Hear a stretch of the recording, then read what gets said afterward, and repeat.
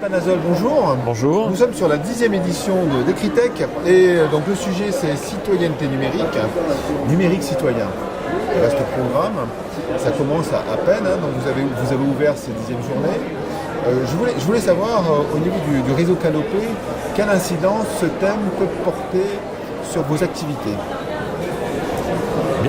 Bien, écoutez, d'abord bonjour, je suis vraiment très heureux d'ouvrir effectivement cette 10e session Decritech. C'est une manifestation, un colloque qui, avec d'autres, s'inscrit dans le paysage, avec Ludovia, avec les rencontres de l'Orme, avec Normandy Days, création plus récente, ou Luna, et marque bien l'écosystème et toute la réflexion autour des questions du numérique éducatif et surtout de l'impact du numérique dans l'évolution du système éducatif.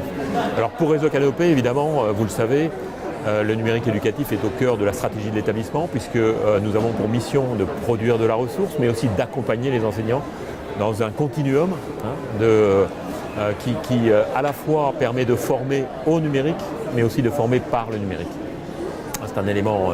Alors former au numérique, c'est toute l'action évidemment des ateliers Canopé qui au quotidien accompagnent les équipes, accompagnent les projets et travaillent sur cette question d'innovation pédagogique.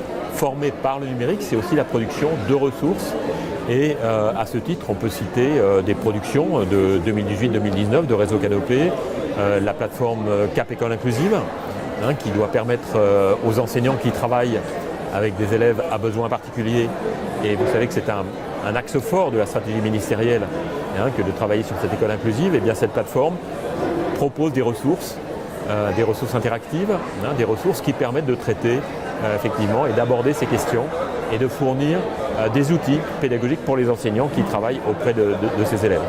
On peut aussi citer la plateforme Étincelle, qui est une création originale, puisqu'il s'agit d'un travail de co-construction avec des entreprises industrielles, donc qui apportent de la ressource, des enseignants, des experts qui didactisent ces ressources et qui fournissent aux enseignants de la voie technologique, de la voie professionnelle, mais aussi à des enseignants des matières générales, de la ressource issue de l'entreprise, issue du milieu professionnel et qui est mise à disposition des enseignants pour travailler avec leurs élèves, que ce soit encore une fois dans la voie professionnelle ou dans l'enseignement technologique.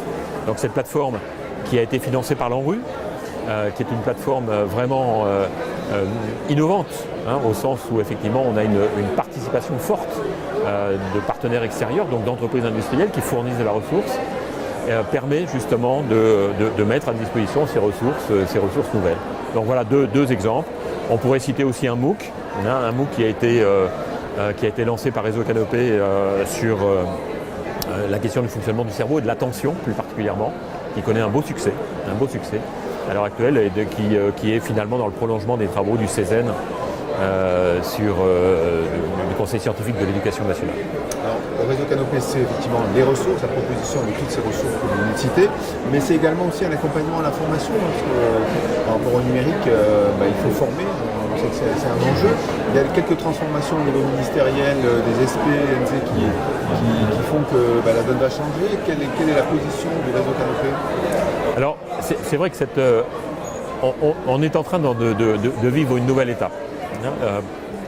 Pendant des années, on a été dans une logique d'amont.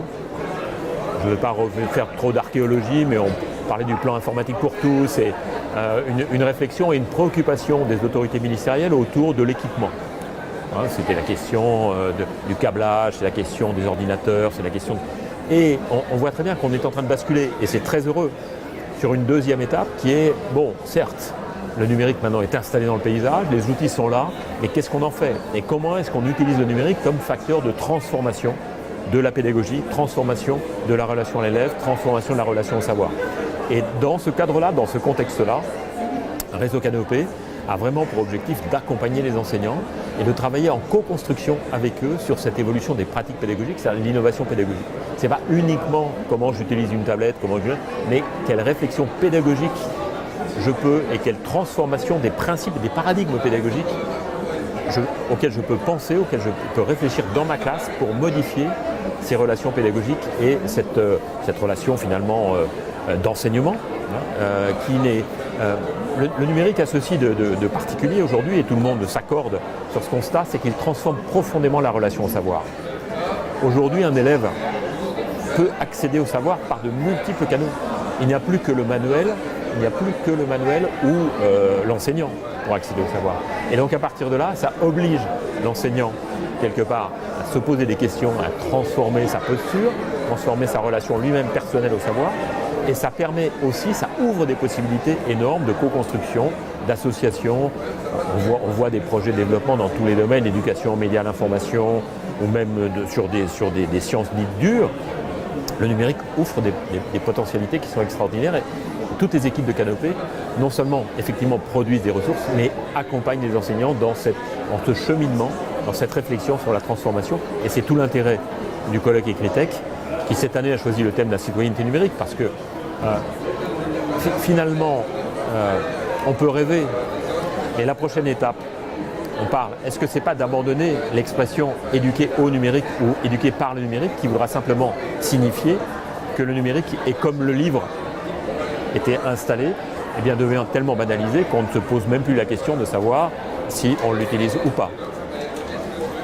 Bonne conclusion, j'allais dire que citoyenneté, c'est aussi élection. On voit que le numérique a un fort impact aujourd'hui sur ce que les gens pensent, parfois de manière négative. On voit des exemples avec les réseaux sociaux. Le réseau Canopé est un réseau de proximité. C'est un peu aussi dans ce monde numérique, on a quand même un réseau d'humains qui sont localement, les ateliers Canopé sur le territoire national. Est-ce que ça aussi, c'est un choix particulier d'avoir conservé ce maillage des ateliers? C'est indispensable. C'est totalement indispensable. Comme le disait Jacques-François Marchandise tout à l'heure dans son interview, le numérique ne remplacera jamais l'homme. La question fondamentale du numérique, c'est l'individu, c'est l'homme. Et c'est l'homme, et au-delà de l'homme, c'est le citoyen, c'est le thème du jour, c'est-à-dire de faire prendre conscience aux enseignants, aux élèves, bien sûr, mais de l'impact du numérique, de l'impact de leur action personnelle dans cet écosystème. Diffuser, relayer une information sans avoir pris la précaution de savoir si elle était vraie ou fausse, c'est contribuer soi-même. Donc c'est une véritable éthique numérique à laquelle il faut réfléchir et à laquelle il faut travailler. Et c'est pour ça que le maillage territorial qui permet d'être en proximité des étudiants, qui d'ailleurs, je dois dire, doit être aussi sans doute... je pense qu'il faut réfléchir à une nouvelle étape. Ce maillage territorial, il est physique, il est indispensable, il est matérialisé par ces ateliers Canopé qui sont toujours totalement légitimes, mais il faut sans doute penser à une seconde étape qui va conduire à peut-être plus d'agilité, plus de souplesse et aller vers les enseignants. Une démarche qui consiste, comme toute chose égale par ailleurs, lorsque le ministre dit que pour la formation professionnelle des enseignants, il faut réfléchir à renverser la logique, un nouveau paradigme qui partirait des besoins des enseignants. Et bien de la même façon, notre axe stratégique, notre réponse va être encore plus de réaffirmer ce besoin d'aller vers les enseignants, d'identifier leurs besoins, leurs attentes par rapport au numérique et d'y répondre, non pas dans une logique normée, avec des solutions sur étagère, mais dans une approche de co-construction et de réponse partant des attentes et des besoins, évidemment, de l'institution, ça va sans dire, nous sommes dans un cadre, mais d'abord, en mettant beaucoup plus en avant les attentes des enseignants et leurs besoins qui sont extrêmement divers, notamment sur cette question de l'innovation pédagogique. Panazol, pardon. Écritech, on va dire ça, parce que ça se termine ce soir. D'habitude, Écritech, c'est 2 jours. Oui. Cette fois-ci, c'est 1 jour. Ça veut dire qu'on concentre un peu les sujets sur une journée. Ça veut dire qu'on innove. Vous savez, j'ai toujours eu l'occasion de dire que c'est quand tout va bien qu'il faut penser après, la phase d'après. Jamais se reposer. Les organisations stables, physiquement, sont les organisations mortes. Comme les mammouths, en fait. Je crois que il faut toujours se remettre en cause, innover, il faut toujours être et la réflexion, j'évoquais dans mon propos liminaire l'écosystème, entre Ludovia, entre les rencontres de l'Orme, je ne vais pas toutes les reciter. On voit bien qu'il y a une réflexion à avoir, et je vais reprendre un peu l'idée que j'avais développée l'année passée lorsque je suis venu à Écritech. Le risque, si nous regardons aujourd'hui, les enseignants et leur posture, leur réaction, leur intégration du numérique dans leur pratique quotidienne. On voit très bien on sait très bien qu'on a des enseignants et de la communauté éducative. Il y a les cadres aussi qui sont concernés, qui sont dans une adhésion et qui ont dépassé le stade de la réflexion pour ou contre, et celui, bon, est-ce que j'y vais, est-ce que j'y vais pas, etc. Donc ceux-là, très bien, on les rencontre dans nos manifestations, on les voit, ils sont à peu près toujours les mêmes, ils sont convaincus, ils sont moteurs, ils sont les pionniers, très bien. On a aussi une catégorie et une masse beaucoup plus importante de collègues qui sont à distance. La question, c'est de savoir pourquoi est-ce qu'ils sont à distance. Certains pour des raisons idéologiques et culturelles fortes, très bien, on les connaît. Il faut continuer à dialoguer avec eux parce que certaines de leurs objections sont entendables. Il faut effectivement se poser la question.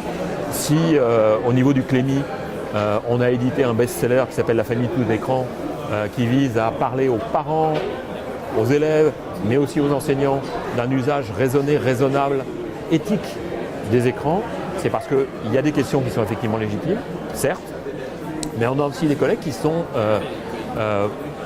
peut-être encore un peu désarmés et qui, sur la question, quand j'évoque la transformation des principes pédagogiques ou didactiques liés au numérique, oui, sont désarmés par rapport à cette question et se disent oui, peut-être, mais c'est quoi l'avenir ?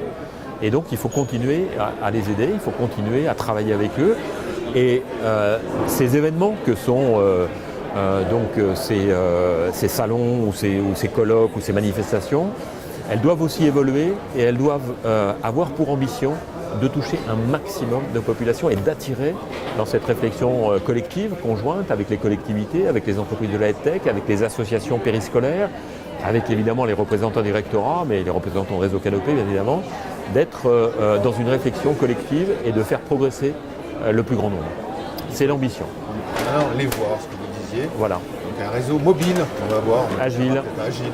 Entendu. Merci beaucoup en tout cas.